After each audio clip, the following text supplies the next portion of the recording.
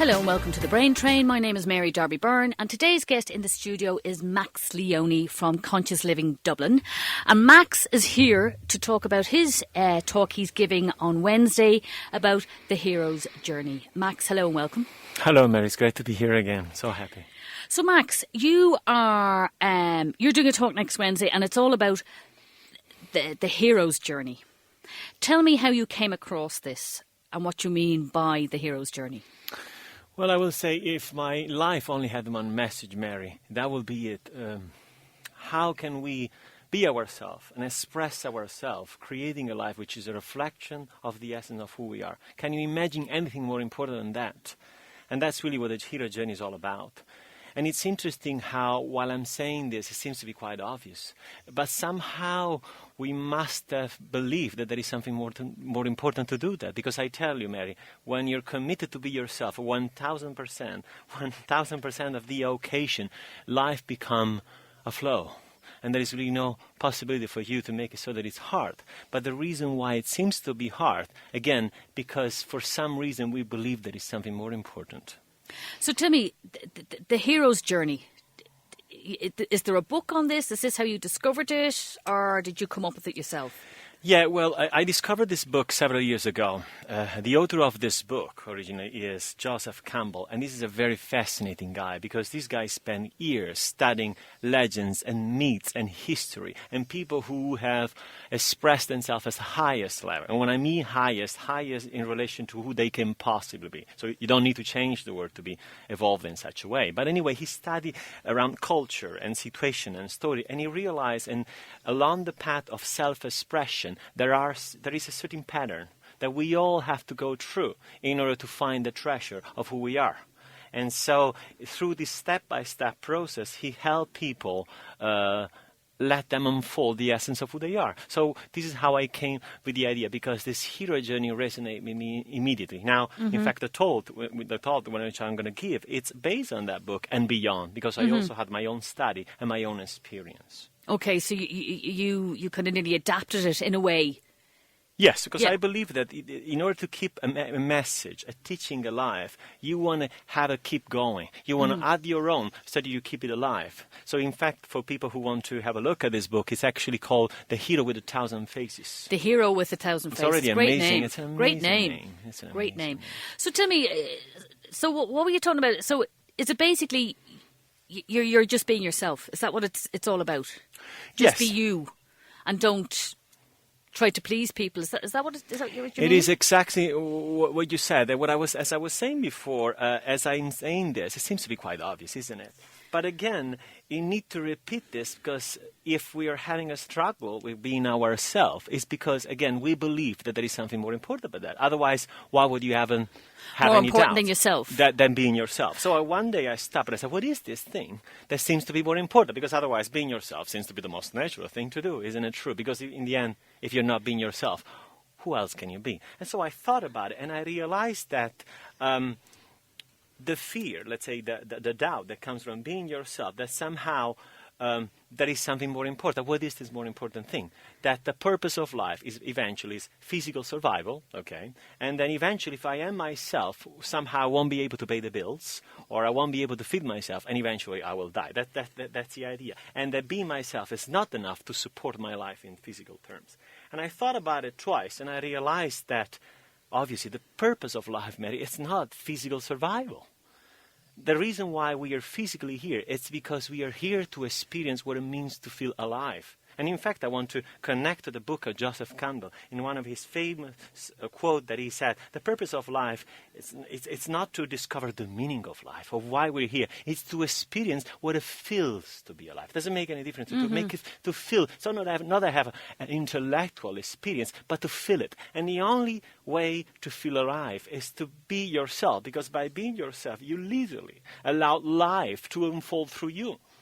Okay, so where in your life did you go, I'm not being myself? How did you know this in you? Well, allora, if I had to, allora, it's an Italian word. Sorry. I'm Italian, in case the listeners don't know. I give you a very simple clue. You have to find and trust your highest excitement, what inspires you. I think all of us, Mary, we all have epiphany, moment when we know we resonate with something, a moment when we do something, we are with someone and everything else disappears, time, space, we float in a space of meaning. But somehow when we have this idea, and this idea can be anything, having a child, creating a business, being an inspirational speaker, it doesn't matter what it is, it matters the feelings that brings about. So what we do when we have this idea, what do? We start to question immediately all the rational reason to support this idea. And so you question, well, do I have enough money? Do I have enough knowledge? Do I have enough experience? So what we do, we look for 1,000 rational reasons to support the choice. Well, I'm here to tell you, Mary, that the only ingredient that validate that choice is the very fact that you are inspired. In the essence of that, you might have 1,000 reasons to do something, but if you're not inspired, that doesn't validate the choice. Why? Because inspiration comes from the receiver of what you're inspired to offer on this planet.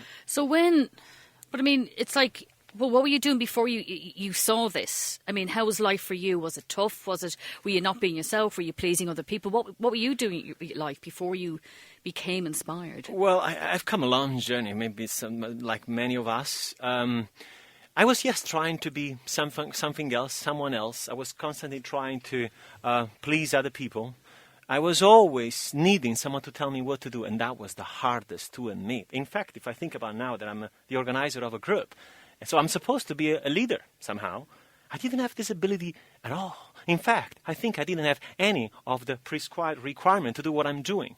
But that's what demonstrated that was my way, Mary. Because before I go into an answer to your question is, tell me this. If you are inspired by doing something, and you have no rational reason to do it, and eventually you're afraid of doing, why do you want to do this thing? Why do you want to do it if you have no rational reason to do it? Because it comes from within. Because what you love and who you are and what you offer are the same thing. But if you're looking for external reason to do something, you might be doing what you have chosen just because it makes sense. But it doesn't make sense as long as it's not an expression of your passion. So what I did, Mary, to go back to your question, I was doing a job that I didn't like. I needed that job to collapse, so to speak, in order for me to realize that I was meant to do something else. Because I tell you something important, Mary. In life, there is not such a thing as a problem, meaning that a new path, a new way, a new choice is revealed through you in a form of a gentle intuition. And a problem is nothing more than a gentle intuition which hasn't heard long enough to turn into a problem. That doesn't make sense what I'm saying. So that's why it's like the fire alarm. Maybe there is a subtle message of it. Or maybe you first smell maybe something is burning. Then there is the alarm. So what I'm saying is we don't need to have problem in order to move to a different direction. There is a level of a self-expression that allows you to move in from what is working and is meaningful to you towards a higher level. So you don't need to make wrong what you're doing and what you're being in order to make a different choice. Okay, so how has it improved your life for you? I feel alive, first and foremost. You see, when you are able to give that answer and not to have any rational reason to feel alive, that's when you really feel alive. Someone said that you really love someone if you have no reason to love it. And push it a bit to the limit. But for example, can I give you an example to answer to your question? When I used to go to high school, there was a subject that I hated. I thought I will never be able to master this thing. I even had to study during the summer in order to pass the exam. Tried to study, didn't manage it, went to the professor and said, I will never master this. I'm done here. That subject was English. Now, I had the thousands of reasons and professor tried to persuade me, please study and stuff. My sister was a teacher. No way. I had 1,000 rational reasons to do it. One day, I had this epiphany. I was in my room, saw a book for children, a grammar, English for children, and I grabbed it and I started studying it. I didn't know why, I didn't know how, I didn't care. Myself and English felt one. And later, when I learned the language, I was explaining to people why it was important to speak the language. Because you can connect to people, share ideas from a different world, have a relationship with other people in different countries. Then one day I stopped and I said, oh, that's actually not true. Meaning that when I started studying it, I just felt that I need to do it. So you see, inspiration comes first and ration comes after. Okay, so really the inspiration is preparing you to take action, to do something, which is actually preparing you for your next step in life. Thank you. Or where you're meant to go, really. Yes. So we need to reverse the paradigm.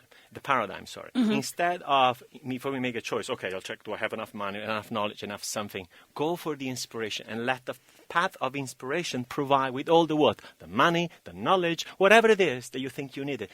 Inspiration or highest excitement has its own self-contained kit. It contains everything that needs to be contained. It doesn't need to.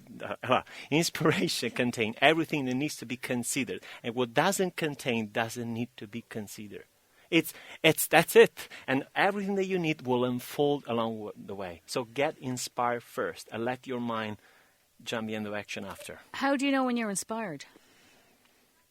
Pure inspiration doesn't contain an explanation, a rational one. It's a feeling. I'm sure you've had it. If I can give you a clue, time and space disappear. You are one with this activity, with this person, this whatever it is that you merge with. You become one with this. Now you can come up with 1,000 reasons. I can tell you 1,000 reasons why I decided to come here. But ultimately, when I knew that I was meant to do that, I didn't know why. I just felt it. So inspiration is a feeling that goes beyond time and space. It's a sense of aliveness and communion that goes beyond measurement. That's my best answer. Okay. Well, what we're going to do is we're going to stop for a short break and we'll talk some more when we come back.